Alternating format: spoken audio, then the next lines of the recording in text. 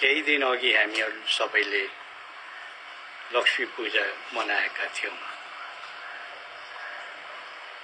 धेरैले भएको धन नमासियोस् भनेर प्रार्थना गरे होला। कतिले भएको धन अझ वृद्धि होस् भन्ने अभिलाषा राखे होलान्। तर मैले चाहिँ नि धन हुनेलाई मन पाओस्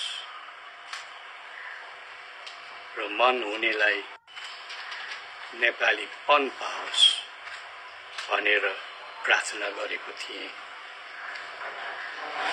त्यही दिन मलाई हाम्रो कविवर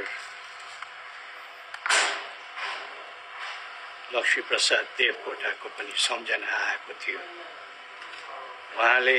उहाँले नि लेख्नु भएको कुरा थियो, सुख भनेको के हो, र उहाँले नि जवाफ दिनुभएको छ। आफैलाई नि मेटिएर भए पनि अर्काको सुख गर्नु नै सुख हो।